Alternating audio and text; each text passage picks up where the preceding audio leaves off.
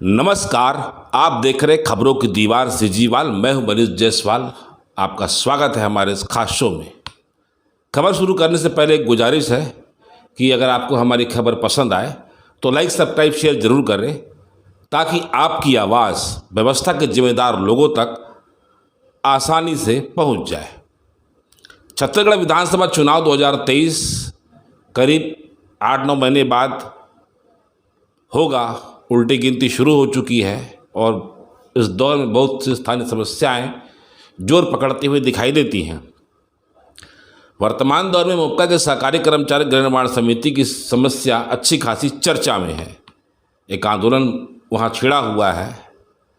यह समिति इसलिए भी खास है क्योंकि यह छत्तीसगढ़ बनने के पहले अस्तित्व में आई थी। प्रदेश में कांग्रेस के 2 साल, फिर भाजपा के 15 साल, फिर उसके बाद इस सरकार के करीब 4.5 साल के कार्यकाल के दौरान समिति से जुड़े राजस्व, सहकारिता विभाग, टाउन एंड कंट्री प्लानिंग विभाग और व्यवस्था में जो बैठे जिम्मेदार लोग हैं, उनकी कमज़ोर प्रबंधन से जो व्यवस्थाओं में खामियां आई, उसका एक नतीजा है कि यहाँ पर जो मकान लेने वाले हैं उनके सपने बिखरते जा रहे हैं। उनके आशियाने रेत की तरह धराशायी होते जा रहे हैं। तो लोगों के आशियाने के बिखरने की एक कहानी है। तो शुरू करते हैं आज का शो। छत्तीसगढ़ की बेलतरा विधानसभा से सरोकार रखने वाली बिलासपुर जिले के नगर निगम में शामिल पूर्व ग्राम पंचायत मोपका, जो सीपत रोड बिलासपुर में स्थित है, यहाँ एक सहकारी आवासीय कॉलोनी है और सोसाइटी का नाम है सहकारी कर्मचारी गृह निर्माण समिति मोपका। यह एक ऐसी सोसाइटी है जो सुविधाओं से तो बहुत दूर है, जिनका नाम सुनते ही बहुत से लोगों को ऐसा लगता है कि यहाँ बहुत बड़ा फर्जीवाड़ा हुआ है, यहाँ बाहुबलीवाद है, रसूखदार लोग हैं, भूमाफिया शब्द है, ऐसे बड़े बड़े नाम जहन में आते हैं। लेकिन सच्चाई यह भी है कि इस सोसाइटी के चक्कर में आज बहुत से लोग बेवजह परेशान हैं। बिलासपुर के नगर निगम के वार्ड नंबर 52 में करीब 400 एकड़ में फैली है ये सोसाइटी और इसमें करीब 7,500 लोग और उनके परिवारों का सरोकार है। जिम्मेदार सिस्टम की नजरअंदाजी की वजह से स्थिति यहाँ आज ये आ गई है कि ज़मीनें कहाँ गई पता नहीं चला, ज़मीनें फिर बदल हो गई हैं। सोसाइटी अपने कार्यकाल की नाकामी को दलालों और ज़मीन विक्रेताओं पर सौंप रही है और राजस्व विभाग की भूमिका पर सवाल उठा रही है। मामले को समझने के लिए थोड़ा सा गुजरे हुए वक्त की ओर चलते हैं। सहकारी कर्मचारी गृह निर्माण समिति मोपका, इस सोसाइटी का जन्म और यह अस्तित्व में 1985-86 के आसपास होता है। नागपुर की किसी सोसाइटी की तर्ज पर इसको बसाया जाता है। इस समिति के सदस्य उस दौर में अपने कर्मचारी साथियों के लिए, खुद के मकान के लिए एक ज़मीन खरीदने की योजना बनाते हैं। इसकी नींव मोपका ग्राम पंचायत में रखी जाती है और इसके कर्ता धर्ता रहते JC बनर्जी, जो पूर्व रेलवे कर्मचारी हुआ करते थे। वे सहकारिता के नियमों को ध्यान में रखकर एक छोटी सी आवासीय कॉलोनी बनाते हैं, जो बढ़ते बढ़ते 400 एकड़ की हो जाती है, जिसमें करीब 2400 वर्ग फुट के अधिकतर प्लाट काटकर समिति के सदस्यों को बेचे जाते हैं। आज इनकी संख्या लगभग 7,000 के आसपास बताई जाती है। इसकी दूसरी सबसे बड़ी खासियत ये सोसाइटी की कि यह संभाग की अब तक सबसे बड़ी और सबसे ज़्यादा विवादों में रहने वाली समिति है। जिस दौर में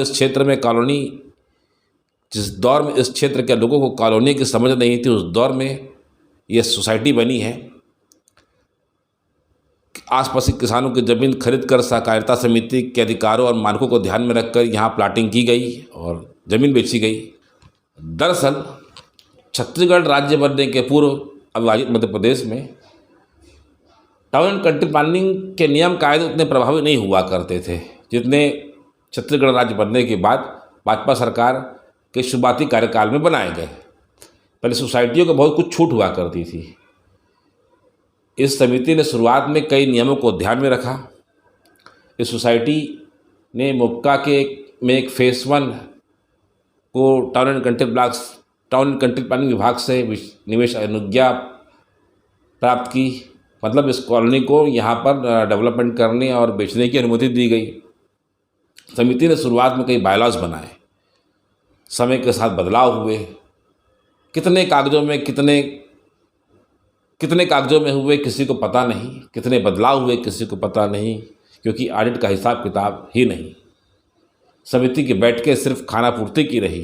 उस समिति का दफ्तर आज दिखाई दे रहा है। इससे पहले जेसी बनर्जी का घर हुआ करता था, बाद में कहाँ बना शायद ही बहुतों को पता होगा। समय बदलता गया और टाउन एंड कंट्री प्लानिंग विभाग के नियम कायदे बदलते गए। छत्तीसगढ़ राज्य का गठन हो गया, आवासीय कॉलोनी के नियम बदल गए, लेकिन नहीं बदला तो सोसाइटी नहीं बदली। सोसाइटी की ओर से बेची गई सभी ज़मीनों को टाउन एंड कंट्री प्लानिंग विभाग में नियमित करना था, जो इस सोसाइटी ने नहीं की। एक प्रकार से यहाँ पर अवैध प्लाटिंग की गई और जिसका नियमितीकरण नहीं हुआ, यह आप सरल शब्दों में समझ सकते हैं। जिसका खामियाजा इस कॉलोनी में ज़मीन खरीदे हुए लोग और उस पर मकान बना चुके समिति के सदस्य भुगत रहे हैं। बहुत से तो ज़मीनें या प्लॉट ऐसे बेचे गए जो आवासीय थे ही नहीं, कृषि भूमि थी, जिनका बाद में लोगों ने डायवर्सन कराया।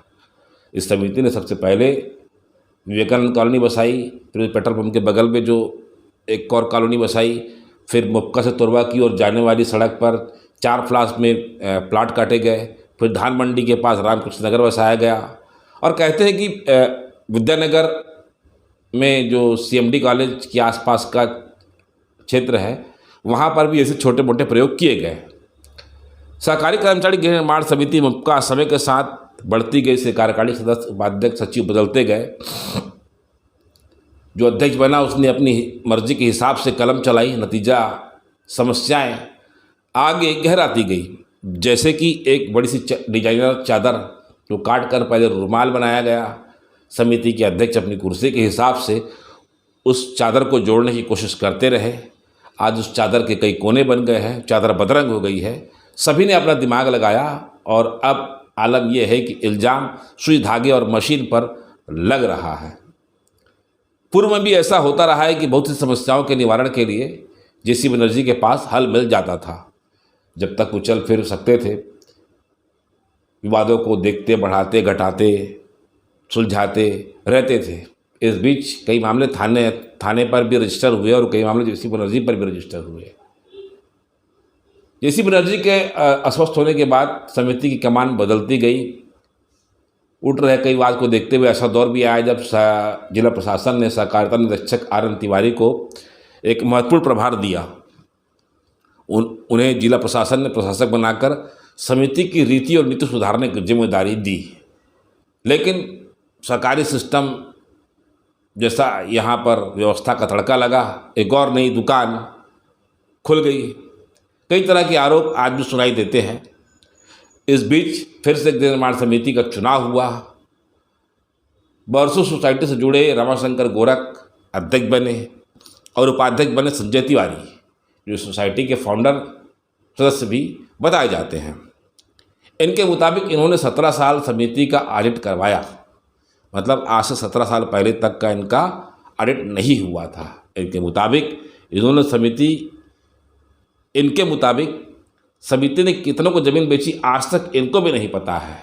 आज जगह जगह लिखा हुआ है कि भूमि समिति की है। संजय तिवारी ने बड़ा आरोप लगाया है कि अर्थ विभाग समिति के क्षेत्र में दखलंदाजी कर रहा है। कई मायने निकलते हैं इसके। आज समिति में जो शख्स जमीन लिया हुआ है वह तय नहीं कर पा रहा है कि प्रदेश का पंजीयन विभाग बड़ा है, प्रदेश का राजस्व विभाग बड़ा है, सहकारिता विभाग बड़ा है, या फिर एक गृह निर्माण समिति बड़ी है। अपनी जमा पूंजी लगा चुका व्यक्ति, समिति की ज़मीन खरीदा हुआ व्यक्ति यह तय नहीं कर पा रहा है कि ज़मीन का मालिक वह है भी या नहीं, या फिर ज़मीन का मालिक समिति बन गई है। यदि ऐसा हुआ है तो एकाएक कैसे हुआ है। जो समिति एक लंबे समय से सहकारिता विभाग के नियमों से दूर रही, टाउन एंड कंट्री प्लानिंग विभाग के कायदों पर नहीं चली, आज एकाएक मालिक कैसे बन गई। सारे झमेलों में समिति और इसके संस्थापक सदस्य और पूर्व सहकारिता निरीक्षक की भूमिका पर अब सवाल उठ रहे हैं। शिकायतों का दौर चल रहा है। हालत यह है कि एक और समिति है और एक और उसके पदाधिकारी, तो दूसरी ओर वो लोग हैं जिसे वर्तमान समिति अपना सदस्य मानने से इनकार कर रही है। समिति और आम खरीदारों के बीच एक नया संघर्ष शुरू हो गया है, एक नया जन आंदोलन बन चुका है। सवाल तो सहकारी कर्मचारी गृह निर्माण समिति के संघर्ष मोर्चा से जुड़े लोगों की ओर से उठ रहा है कि व्यवस्था के जिम्मेदार लोगों ने वर्तमान पदाधिकारियों की भूमिका को नज़रअंदाज कैसे कर दिया, जबकि समिति के पदाधिकारी शुरू से लेकर अब तक सुर्खियों में रहे हैं। आरोप आम है कि सहकारिता विभाग की शय में यहाँ पर कथित घोटाला हो चुका है। समिति से जुड़े लोग आर्थिक लाभ के लिए कई प्लाट अपनी सुविधा के अनुसार आगे पीछे किए हैं। आखिर ऐसा क्या होता है कि यहाँ कोई काम लेकर जाता तो शुरुआत में नाराज़गी रहती है और बाद में सब दोस्ताना व्यवहार बदल जाता है। इतना ही नहीं, इस समिति के गुणाभाग के चलते या खरीद बिक्री किए बहुत से लोगों पर मामले दर्ज हैं। बहुत से बेकसूर व्यक्ति मानसिक रूप से प्रताड़ित हुए हैं। कई मामलों में गवाह तक प्रताड़ित हुए हैं। आज बिलासपुर के सरकंडा थाना में 50 से अधिक मामले इसी सरकारी कर्मचारी गृह निर्माण समिति की वजह से चल रही है। सरकंडा थाना के लिए यह सोसाइटी कई मामलों में कामधेनु की तरह काम कर चुकी है। मामले और आरोपों की तह पर जाने पर समझ में आता है कि सोसाइटी करता धरता जेसी बनर्जी ने समिति की आड़ में कई करोड़ों रुपए कमाए होंगे। आज उन्हें अरबपति होना चाहिए, बिलासपुर छोड़ देना चाहिए, लेकिन स्थिति एकदम विपरीत है। अगर आज कहीं जेसी बनर्जी दोषी है तो अब तक इस समिति के कार्यकाल में इतने भी अध्यक्ष, सचिव, कोषाध्यक्ष बनाए गए, वे कहाँ हैं? उनकी स्थिति क्या है? आम कर्मचारियों की, आम लोगों के सपने बर्बाद करने में बाकी करता धरता का कितना हाथ है? सरकारी मशीनरी सिस्टम ने इन लोगों के साथ क्या किया, क्या एक्शन लिया? व्यवस्था से जुड़े हमने बहुत से जिम्मेदार लोगों से जब बात की और यह जानना चाहा कि इसका भविष्य क्या होगा, विवादों का समाधान कैसे होगा, तो बहुतों का कहना है कि उसका कुछ नहीं हो सकता। एक समय ऐसा होगा यहाँ जिसकी लाठी रहेगी उसी की भैंस रहेगी। आज समिति में ऐसा दिखाई दे रहा है। जगह जगह जो वॉल पेंटिंग दिखाई दे रही है वह एक उदाहरण मान सकते हैं। आम लोगों की ज़मीन अब समिति की है, यह लिखा हुआ है। चुनावी साल में मामलों और आम लोगों के सरोकार से जुड़ी इस दूसरी कड़ी को हम आज यही समाप्त कर रहे हैं और व्यवस्था के जिम्मेदार लोगों के लिए कई सवाल छोड़ रहे हैं। सोसाइटी के हिसाब किताब क्या है? सोसाइटी का कार्यालय इतने सालों तक बंद रहा तो क्यों बंद रहा? सोसाइटी के बैलेंस की बातें अब इस दौर में क्यों सुनाई दे रही है? इससे पहले आखिर ऐसा क्यों नहीं हुआ? यहाँ मूलभूत विकास आखिर कहाँ चला गया? क्या 7,500 लोग छत्तीसगढ़ के मतदाता नहीं हैं? इस क्षेत्र के जनप्रतिनिधि यहाँ की व्यवस्था से क्यों मुंह मोड़ लिए हैं? व्यवस्था के जिम्मेदार लोग जनप्रतिनिधियों में यहाँ की समस्याओं के स्थायी समाधान के लिए आखिर क्या किया है?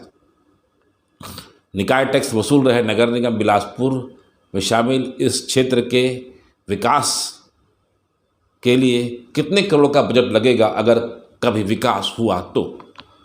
ग्राम पंचायत, नगर निगम, राजस्व विभाग, सहकारिता विभाग ने अपनी कैसी भूमिका अदा की है?